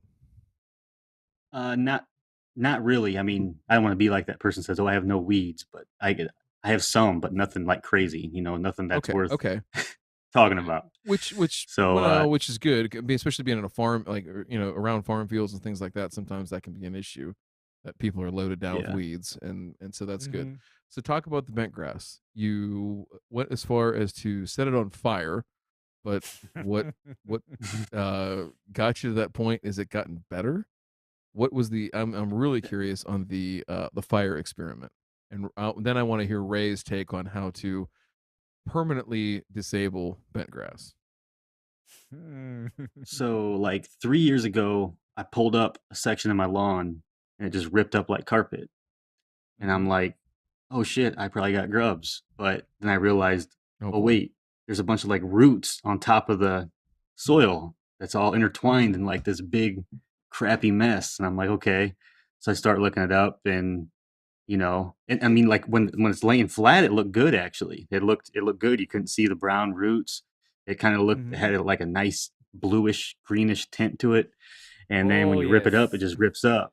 And then when it gets stressed, it's the first thing to get stressed. So found out it was bentgrass, and so my first attack 3 years ago was mesotrione, and that worked a little bit. It was hard for me just to keep up with the consistent apps with it. I didn't really go too hard with it. That I maybe hit like 3 apps 14 days apart or something like that. It did a little bit, but there was still more creeping through. So anyway, fast forward to last year, start of the spring last year of 2021. I'm like, all right, I'm going to go after this hard. So I have a pull behind Brinley dethatcher rake, not a dethatcher, but I have a pull behind rake for my tractor. And so I told myself I was going to, once every month or 2, I was going to run that thing through it and just scrape up the stuff. I can't remember when I made my first step. Yeah, that's a crappy picture just pulled from my Instagram. I don't save any of my stuff. That's my old tractor too. So I did that, and I also bagged all my clippings. I got a hold of some Pylex, and I had some mesotrione. So big patches, I hit it with some Pylex. I don't know the exact rate, but I know it was very, very low. I mean, an ounce covers an acre, I think, on the coverage, but I followed the rate, and I hit it with that. And then 4 days later, I hit it with tenacity on a couple spots. Now this was just spot spraying some spots. Right. Some of that dinged it. And then, I started looking up some stuff, and I was seeing where you could, I mixed a very small amount of Pylex with the G word and glyphosate, and I spot sprayed some spots, and I was actually very surprised on how well that worked. It actually didn't kill my fescue in certain spots where I did a really light mist. My fescue actually survived in there, and then that bent died. So I went at it in a variety of ways. Certain spots, I decided after it was dead, I just torched it, and I just raked it through because I was going to be seeding anyway. Once I got down that journey, it was like, okay, I'm all in now. And so the bigger areas, I torched them, multiple times, until it was gone. Incineration. And then Incineration. Yep. Yeah. I get it. And then I seeded into it, and I mean, I know there's still some in there. I mean, I can't see it necessarily like looking from afar out right now, but I know there's got to be some shoots and stuff in there, and I just, I'm stumped on it. Okay, here's what I'm going to tell you about. If you know you have bentgrass, I don't look for the one-time kill or the extreme renovation. What I look for is basically long-term suppression with the objective of removal. And what that means is you alter your treatment program in such a way that if it says do not use on bent grass, guess what? It's going through the toe behind sprayer. Okay, if it says do not apply to bent or this may damage bent, you're using it. That's just it. I mean, because we have a friend in Massachusetts where that is his worst nightmare is when bentgrass invades the turf type tall fescue and Kentucky bluegrass. And so I basically set him up with a broadleaf and crabgrass control program that just happens to be very stressful for the bent that happens to be around. Because if I didn't want bentgrass to live, there'd be certain herbicides that I'd include in my treatment program. Number 1, triclopyr. Number 2, mesotrione, tenacity. And number 3 is the high rate of quinclorac. Because bent supposedly tolerates quinclorac at like quarter or half rate of what you'd normally apply to a lawn. However, that changes if, for example, your spring weed control program looks like full rate triclopyr, 3 to 4 ounces of tenacity per acre, and then label rate of quinclorac, not the bent rate, the full rate, and you put that down all at once as part of your spring weed control program. And how often, like multiple apps of that? Well, that's just one of the apps that you do.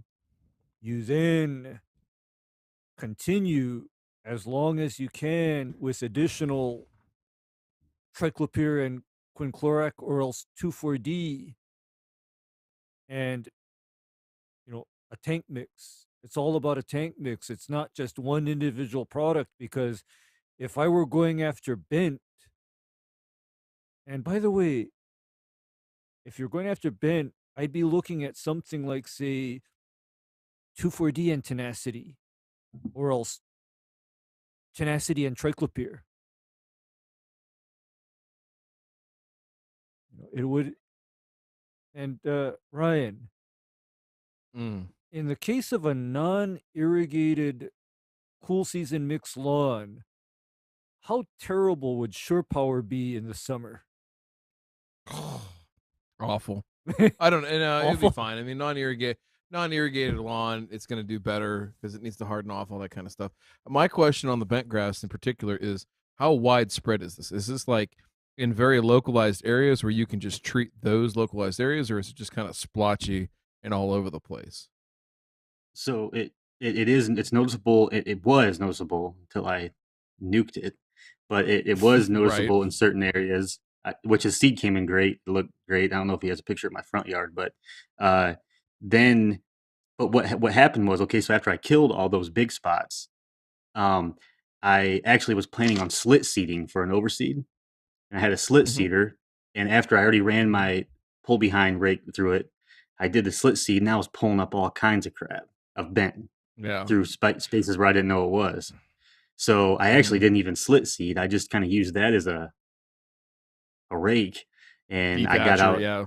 Yeah, and then I ended up just broadcasting my seed. But so I think it's mixed in all over, really. I mean, in small amounts, you know. Yeah. Okay. So a couple of things then. Here are going to be the challenges, right? To doing this, just because you have the potpourri lawn that's got a whole bunch of different stuff and in particular, perennial ryegrass is very sensitive to mesotrione, and some of the older tall fescues are very sensitive. It will not kill them; it will make them look like dog shit for a long while, though. So this also might be one that you go after in just a spot, an area 4 or 5,000 square feet, just to kind of fuck around and find out and see what you got. Because sometimes when you start spraying wall to wall blanket apps, you figure out very quickly that you have way more shit out there than you anticipated. And it's not a good feeling when you walk out 2 days after that application and the entire lawn is white. That's gonna cause some concern. So here is what I would do, right? Is if in these areas, do you think it's established enough that you're going to have to overseed into some of these areas? Yes or no? Like, is it going to wipe out so much of the existing turf that's there that you're going to need to like overseed into it? Last year, every spot that I killed, I filled. I got it. I got coverage on it with seeding. I seeded it Okay. last year. I started killing Okay. this like at the end of August, mid-August. Mhm. I started at like August, beginning of August, and then the process Okay. ended like end of August. That's when I started doing my seeding. That's perfect. That's perfect. So that's exactly what I was going to say is basically take your calendar and count, from when the date you want to seed, count backwards 25 to 35 days. Okay. And from there, we're going to do, if you want to go hard in the paint and do it the right way, and Ben Brinkman, if you're listening, go ahead and listen. There's a guy that's been asking me about this. So I'm going to take this opportunity to explain it to everybody, including you two. So if you count backwards from that date that you want to seed, what I would be looking to do is number one, making 5 sequential applications at 5 to 7 day intervals of tenacity and also triclopyr. Okay.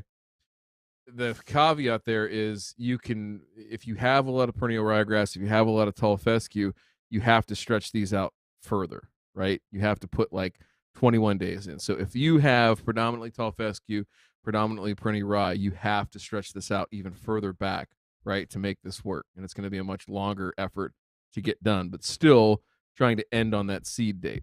Okay. So in the harden the paint program, every 5-7 days, you're going out at 3.2 fluid ounces to the acre of tenacity, and you're going out at Ray.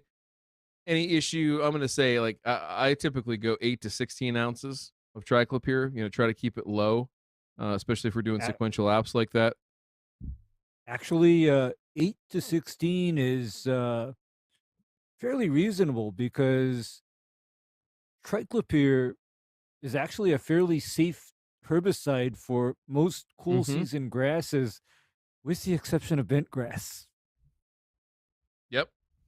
It's safe, and So if anything, I might add something in that what triclopyr does or can do to your mesotrione application is that it can mitigate or reduce some of that whitening of the tips that you can see when you apply it, while conversely making that application much more stressful on the bent. Because Bingo. bent does not like triclopyr. Bent also doesn't like 2,4-D either, if I remember rightly. It That's doesn't correct. like it, and in fact, if I were being evil, if possible, I would probably save up my 2,4-D applications for the year and blow them during my bent eradication program. Yeah. Just saying. So if you're on this program, right, the 5-day thing, you're 8 to 16 ounces on your triclopyr, your 3.2 fluid ounces to the acre on the tenacity. Follow that program, leave triclopyr out of your last app, and then go ahead and seed right behind it. You should be fine. No issues there. Okay, so that's one way of doing it. If you have to stretch it out to 21 days, you still do the same thing, right? We're going to cut the apps down, though, to 4 apps and then adjust the rating accordingly. So we get 16 fluid ounces to the acre is our annual label limit on that product. So we're doing 4 apps at 4 ounces per acre. The critical number there is about 4 of where a single application will harm. Like you can go up to 5 and be okay on some, but it's real touchy when it comes to ryegrass and tall fescue. So that's what I would stick to is one of those 2 programs. Lengthen it out if you have to. If you do have a lot of tall fescue and perennial rye, which in your case, I'm going to guess you have a fair amount and you got to be a little bit more careful with it. So get you a good sprayer, try that program out, and still include the triclopyr in there for sure on those successive apps. That again, that'll help reduce the bleaching that you see even on the desirable species, and it will also help and aid in killing the bentgrass. The other thing that's been found to be super effective is, you mentioned your rake, is raking out all the dead shit in between apps, right? So if you can get down and get past all that dead leaf tissue, where there still is green tissue that the chemical can get into, you're all the better off. So try it out. Even if you want to do it with your backpack sprayer, I think it's worthy of an effort to try and do that. Don't have to necessarily take on the whole lawn and conquer the entire beast necessarily this year, but that would be good. So I don't know. What do you think? Thoughts? Can you make it work? Can you do it? How bad do you want this bentgrass gone, man? No, yeah, for sure. I mean, time will tell if how bad it's going to be this year. But I just know it's going to be back. So yeah, I'm all in.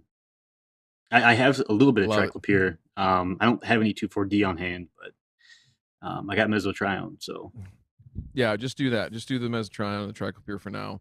You'll be good. Yeah, we'll be all right. And the thing is that other one that I'm going to tell you about using tenacity is greatly enhanced by methylated seed oil. Oh yeah, having a sticker it's greatly enhanced. Huge. And it's to the point where Syngenta officially doesn't want people using methylated seed oil with tenacity unless they know what they're doing and they know what's going to happen. And in this case, I know what's going to happen, and I actually want that enhanced effect, because their concern is that under certain circumstances, that methylated seed oil will make the tenacity way too hot on desirable turf grasses. Yeah, I think you'll be good, and I think that's the route you got to go down, though, if you want to get rid of that. Burn it. No, I really appreciate that. That's great advice I've never heard. So that's some plans I've never heard. So yeah, definitely gonna try it. Good deal. All right, let's talk about before we get to your any final questions you have.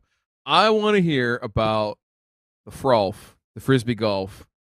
Yes. And what the hell are you thinking with Bermuda grass? What I want to hear about this. What explain it to me, sell it to me, right? I'm your significant other and you're going to put this weed in our backyard. Sell me on it right here right now. Let's hear it. Okay, well, first off is like you were saying earlier, I got a big backyard. Why not try some plots? May it kind of invade other spots? Yeah, but I really don't give a shit. I want to be. I want to. I just want to have some Bermuda. I've been talking about it for 2 years actually. Some people that know me on Instagram, they know I was going to do it last year. It just timing didn't work. So one, I love Frisbee golf. I have a nice Frisbee golf hole and always move it around. And so I always thought it'd be cool to have like a green where I mowed it really short. Like, maybe I'll just get I have a manual reel. I could reel mow it real short with a ribbon. So if you throw your disc, it can kind of like slide and stop. So like you kind of can land on the green. So, and then also if you're going for a short shot, you're not, or if you land by the pin, you're not picking up your Frisbee in some, 4-inch fescue. You got a nice little green right there. I think it'd be kind of, and also if I want to do Bermuda, because if I let my backyard go dormant in the summer, I'll keep that little 500-foot square foot circle irrigated, and I'll just focus on that all year. There you go. You got to have something to look forward to in the backyard too. So, okay. I think it's totally doable. And this is coming from, one of the few assholes to try and grow Bermuda grass in Ohio. So I think you can be successful. Even, in Ray, I will say this is, as the crow flies, like if you were to just go straight north, Zach is probably, I'm going to say like 75 miles straight, if you just go straight north and use the same latitude, he's probably about 75 or so 80 miles north of here. So it's not unheard of. I mean, here's the thing, Zach, is not, not too far out of your realm, but they're growing it very successfully in West Lafayette, Indiana, right at Purdue. And with the size and scale of what yours is going to be, which, I mean, help me out here, square footage wise, what are we talking, like 100 square feet, It's like 200 square feet? It's like 500 square foot. I don't know if he has. So that's the area I mapped out for it. Okay. So perfect. So that's like one pallet of sod. That's about perfect. So, I mean, the couple things I would look at in Ray, maybe not something you do in Hawaii, but a couple things I would look at would be, number one, that's baller that you did that, by the way. That takes some balls to even consider doing that. Is number one, I would go with sod over sprigs. I think that'll be an easier install for you. I think it'll be easier to take care of and manage, and then to get it playing well quickly, I think you'll be good. The other thing I would look at too that you probably need to be ready for is some type of sand source, because you're going to want to top dress this stuff and top dress it often to try and keep thatch down, because there's nothing you're going to be able to do to really keep thatch at bay, because the particular type of Bermuda grass that you're going to be using is a prolific organic matter depositor, right? There's not a whole lot you can do. And at some point, you'll have to start aerifying it and doing other things below the surface to manage it and keep it nice. But, the number one thing that you can do that you have easy control of is just top dress the hell out of it when it's actively growing. So that's fun, makes for great content, and it's something to, mess around with and have fun with. But so on the manual reel, how low are you going to be able to mow this? That's one question I had too. Like an inch? So it goes, I don't know how low it goes. I think it goes to a 1/2 inch, the real mower I got. But shit. One thing I was going to tell you guys, like, I'm willing to do whatever, even as long as it's like by manual labor with no machine. Like if I got to dig it out a couple inches, I'm willing to do that. But I did top dress it with sand, and I have it pretty level right now. Where, I mean, it's pretty smooth. It didn't look smooth in that picture right there, but it's because it had some like dead weeds on it and stuff, but it's pretty smooth. Okay. Yeah, it looks pretty well graded. I mean, what I would say there is, maybe have a small truckload of good sand ready and available so that you can make those, those minor grade touch-ups, right, as you're starting to lay it so that it can be as flat as it possibly can be. And so you still have some good drainage because you don't want it to puddle in the middle, things like that. It looks like it's got a pretty decent grade to it. So I think once you get the sod in there, I really do think that, top dressing it heavily, letting it kind of grow up through that, and then starting to mow it and maintain it. Ray, I don't know. What do you think in a situation like this? He's going to have the weather, like especially from sod. Like this doesn't concern me about getting established, but from a sod grow-in standpoint on Bermuda, Ray, what would be your top tips and top pitfalls to success and or failure? Okay, the one that I would be thinking about is when I'm thinking about growing of sod is number one, water. Okay. Mm-hmm. Number two is nitrogen. Because when I'm doing a sod establishment, like I want the sod to establish, I'm looking at hitting the grass with up to 0.25 pounds of nitrogen every 14 days until I get rooting. And then That's true. For me, it's time to scalp down, sand cap, and then maintain.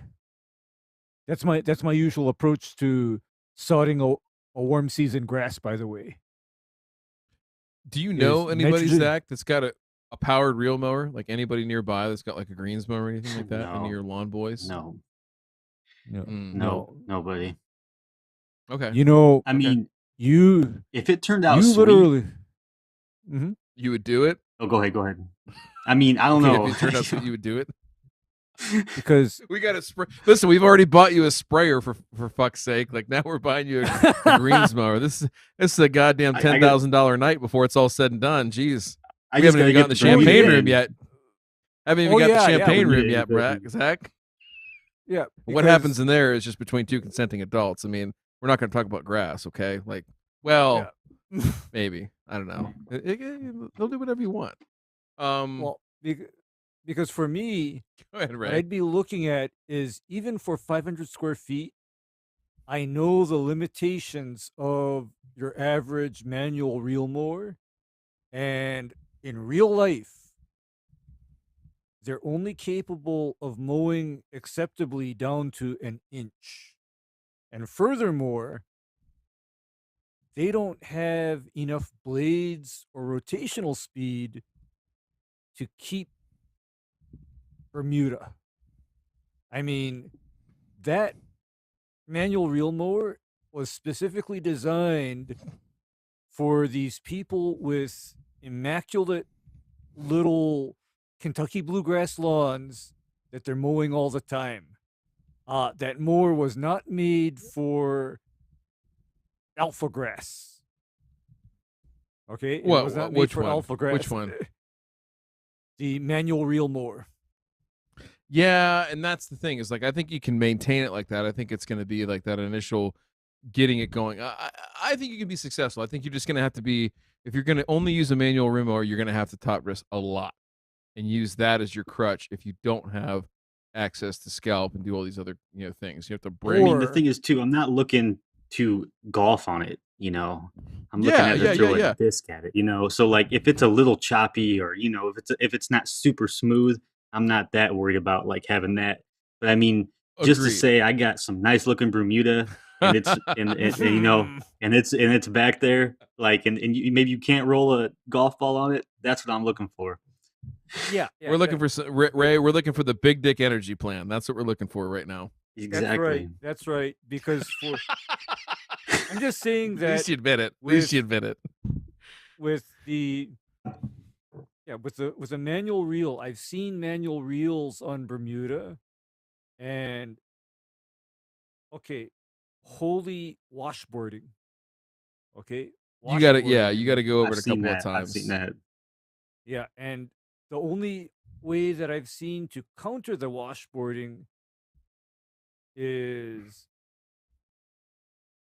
like in my case, before I was professional, I remember mowing a about 2,000 square foot of what's they call TIF 328 Bermuda, and I had a 7-blade manual reel mower for that, but that mower got Frankensteined. The plastic rear roller got replaced with a 3-inch steel pipe that was filled with concrete as its roller. Wow. That's well, crazy. and I think that's something too. I think something too, that to think about there is start with what you got, and if you need to scale up, if you need to kick it up a notch, like then you do it. Like that's the one thing about Bermuda. Like as long as you plan your schedule out, like you could have it and it'd be like, okay, the first year it's like, oh, kind of looks like shit. It's washboard. It's this. It's that. It's that. It's whatever. You can go in there and the following June and just be like, I'm gonna fuck this shit up. I'm gonna go get a walk behind greens mower. I'm gonna scalp the shit out of it. I'm gonna make it look like trash. Your wife, your neighbors, the farmer across the street's gonna come out and be like, Zach, what did you do? And you're like, just give me like 2 weeks. What happened? Like, just calm down. Give me 2 weeks, and then you're gonna look like a hero. Then you're gonna be like diaper party Zach all over again, and they're gonna be like, oh my god, like what'd you do? You're like, yeah, I know. All right, I know what I'm doing.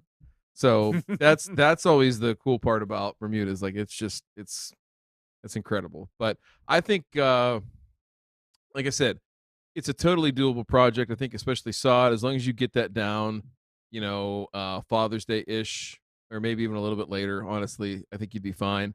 And then just make sure you find a good sand source that you can have there locally. I got to think about who that would come from up there for you. Actually might it's probably one of those things. It might come out of probably Hudson, Michigan. Osborne Industries. Take a look at them. They're up in the Detroit area. I think that's probably going to be the closest one to you. I think the guy's name there is AJ. So if you have an opportunity to look them up, I will send you a link and you can call them. And they actually sell it in smaller quantities so that you don't have to take like, a 20-ton dump truck load and tell your wife she's got to park in the grass or something. It's usually a stepping stone to sleeping on the porch, right, or the back deck. Yeah. Hey, I know you want to park in the garage, but my top dressing sand's in the way. So can you just park out in the grass, please? Would you tell her? I always tell her I could be out in the lawn in the evenings and doing stuff or stuff like that, or I'd be at the bar, it's better if I'm out in the lawn. Like I'm not out with some buddies. I'm out in the lawn. Yeah. You're not. I mean, listen, you're not getting in trouble. I mean, it's hard to get in trouble exactly in your own lawn. I mean, that's like you make a good point because I keep on hearing these sad stories about all of these men. I mean, it's mostly men where their wives are down their throats about what they're doing in the lawn, and I'm like, wait a minute. I mean, because I can think of worse things for a guy to do in the afternoon. Like he could be in the bar getting fucked up, gambling, lots of vices. And other things that I won't get into, but then they got a great buffet down there at the strip club, from 11 to 3, like that kind of bad stuff. So it's like a lawn is rather innocent by comparison. Yep. Am I right? Am I right? Hey, the worst thing that happens is you pass out in your own lawn, right? And she drags you in. You piss your own lawn and you clean it up. Like it ain't like you're at the bar. You're gonna get a public intox and you're gonna have wet pants getting driven home by your wife. I see no problems here. I think, listen, you're doing a good service. You should put that message out more. Hey, advocate for getting hammered in your own lawn and getting some work done while you're at it. I appreciate that about you. I do. You're carrying the flag on that message. So, all right. So, what else have we not covered? What other questions did you have? I know we've packed a lot in, but don't feel like you're rushed or anything like that. But what other questions do you have for us? I know we've covered a lot. Would you have a concern with that Bermuda getting out into my the rest of my lawn, or should I even No, not even? I wouldn't be super worried about it. The one thing somebody asked that question, Ray, I can't remember recently, but about how to prevent Bermuda from going into another species. Like I think it was like a collar on a green or something like that. Is You just if you have an edge. edger, if you just take an edger right around there. That's what. Oh, Yeah, and there's one more awesome. thing, is that, Ray? that from what I know, you keep triclopyr and tenacity and pilex kind of far away from Bermuda.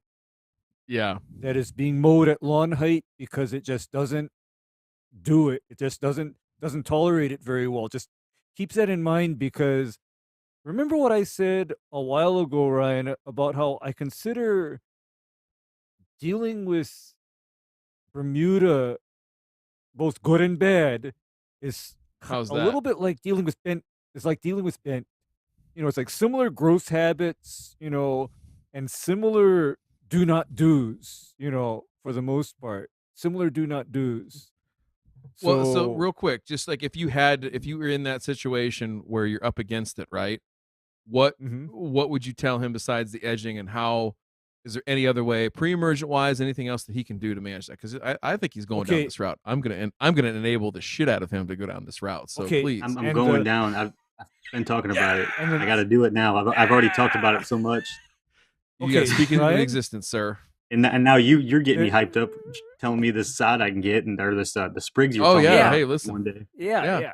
I'm gonna get it. But anyway, if you as far as a pre-emergent program, there is an alternate pre-emergent that is very suppressive of Bermuda grass, and it happens to be safe on species like tall fescue and ryegrass, and that would be this herbicide known as esofumicate. And normally, esofumicate is deployed against Poa annua, because if you spray it post-emergent on Poa annua, it makes the Poa sick and decline. But what I know about esofumicate is that esofumicate is also very suppressive and toxic to Bermuda. But it's not only a Poa herbicide, it's also a crabgrass herbicide too. And people forget about that, because oftentimes esofumicate is deployed specifically against Poa. It is the premier, Poa treatment. Hell yeah! Yep. Hell yeah! What is that? Oh, here's a question real quick. Love my lawn wants to know, Zach, do you use biostimulant? Oh, geez. Love my lawn. Stop. Anyway. God. You made me do it, you prick. What a prick. I don't use anything. Right, anyway. You're thinking of. No, that's good. No, not that. Not well in general, but no, okay. I listen, I'm excited for you for the Bermuda thing. I think it's something different. It's avant-garde. It's not something that you're seeing people in this area do. And listen, like the worst possible thing is it dies in the wintertime, and I don't think that's going to happen. And I'll set you up with getting a properly cut cover for the wintertime that you can take out there and put down. 500 square feet's nothing. It'll be tarped for the winter. It's a permeable tarp that lets water go through it, lets sunlight go through. It'll protect it.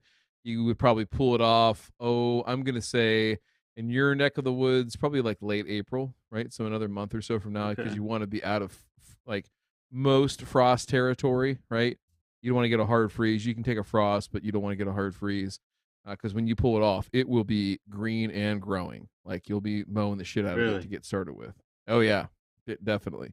So all that being said, I think it can work. I think it can be really fun. Here in Columbus, we were green, like green up until Halloween this past year, or first week of November. So, you might be a little bit sooner, but even so, like it's playable. Like you can walk out. It's not like, it turns to lava when it goes dormant. So just roll with it, man. It's something different. You might even, hey, listen, you might even go fake natty and paint that shit when it's dormant. I don't know. Hard to tell, right, Ray? Yeah, hey, I mean, I've always said that in areas where it's tough to keep cool season grass because of, how harsh summer is, I'd say, why am I pushing on a rope? I might as well say, hey, do Bermuda, make the Bermuda, nice and fantastic during the 4th of July parties and the summer cookouts, rather than deal with burnt out, stressed out, cool season grass. And then if it's brown in the winter, whatever. Paint the darn thing green and, and get over it. Because I don't think that's fake natty. I don't call that fake natty. I mean, what I call that is being realistic and practical. Hell yeah. I don't know. It is what it is. So it's so far out there, to be honest, that wouldn't even be a concern. So it's way out my back corner. So listen, who's gonna look, right? I think it'll be fine. Who's gonna look? When's so my last question on that piece is, when would you like do the big reveal or the big unveiling? Like, would you show anybody during the grow in process, or would you be like, wait till it's all like primed and primed and then pull the curtain back? So, well, I know we're trying to wrap up here, but like the whole sprigging process, you're man, good. You're good. That blows my mind. The sprig, like how the sprigs develop and how that works, that's all foreign to me. And like that's wild thinking about. That's why I'm just gonna let you sod. That's why I'm just gonna let you sod. I'm just gonna get a pallet of sod.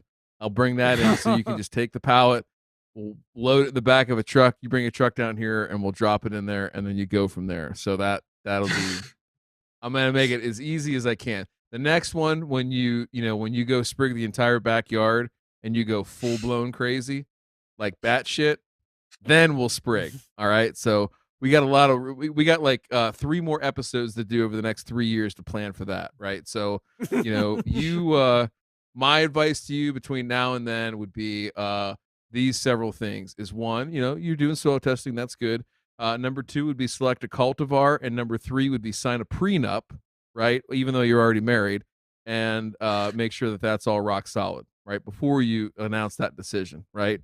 So, and then you can do like a LeBron James thing. Like you can go on Instagram Live and be like, listen, I'm taking my talents to Bermuda. I'm going iron cutter in the backyard. Like, it'll be great. People will love you. You'll be a cult hero. Crazy. But it would be. I hope it ends up like that, but who the hell knows? So we'll get to the sprig part. You come down here and you can watch sprigs. There's actually, let me look and see real quick. I'm going to do the math on here. It might not even be 500. It might be like 300 square feet, to be honest with you. You better measure that. All right. So measure twice, cut once. Yeah. You're an hour and 30. You're an hour and 32 minutes from where I will have Bermuda for you. I'll bring that there so it's ready to go for you. And you can come down there anytime you want, because you'll know where it's at that point, and you can check out the sprigging process in a far north Ohio climate, and just see how batshit crazy I am. Because I've already got my prenup signed, right? So I got to sleep with the little pillows on the couch, or if I need to sleep in the a tent in the front yard, Ray, I could do it. I could do it. Oh man, I mean that's just nuts. But then seriously, sprigs are basically advanced level turf establishment, because for many years, that's what I did actually, is I managed grow-ins of sprigs. Okay, that's what I actually did. Wow. So, and I'm talking grow-ins of like things like Bermuda, zoysia grass, and Seashore paspalum, and St. Augustine. Yeah. I did those. And the thing is that that's just advanced level stuff. Laying down sod is easy button by comparison. Yeah, I think it'll be good. The sod's a good learning curve to start with, and then scale it from there. So, all right, what other questions? And again, I'm not pushing you, but any other questions? Anything we didn't cover? Listen, you get to the end of these, and I guarantee you, like, we have guest emails all the time, like, dude, I did so bad, or I forgot this, I didn't say this, I wish I would have. Like, Listen, there'll be a time to come back. You're a cool dude. I appreciate everything you do. Listen, I only plugged it at the beginning. I should have plugged it in the middle, but seriously, the thing these guys do on Tuesday night, dudes that like drinking beer, and we like drinking beer too. And we've already had Oli on here, who's a part of that group. Zach is a cool dude. We wanted to have him on for a long time, and I'm glad that he agreed to come on. But check out their show, 10 p.m. Tuesday nights. I don't know if they rock solid on your Man, I'm kind of schedule. cutting out for me. I was cutting out. I'm sorry. I was chopping. Ray. I had people. Hey, I mean, I'm check out what your son is watching. I mean, is he supposed to be in bed? No, I'm good now. All right, listen. It's time to go to the. I don't know if it's me or I don't know if you can hear it's Ray. May. No, it's Demay's internet is being a punk at the moment. All right. It's all good. I appreciate you trying to plug it. Thank you. Yeah. Yeah, he's back. And I've come back. It's now time. Okay. Listen. Again, 10 p.m. Tuesday nights. Keep Off the Grass podcast with Zach, all of his boys, Oli, and everybody else.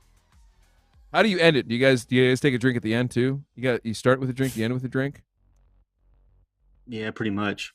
Okay. Well, we don't really end it.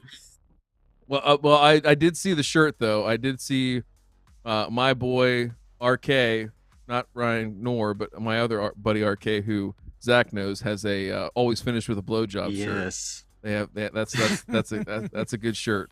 That's a good shirt. So, all right, ladies and gentlemen, if you want to join us, we're gonna go to the after show now. Zach has seen the after show, which is good for one of our guests who's not been a part of this before. It is only adult talk, Ray. Only big boy talk.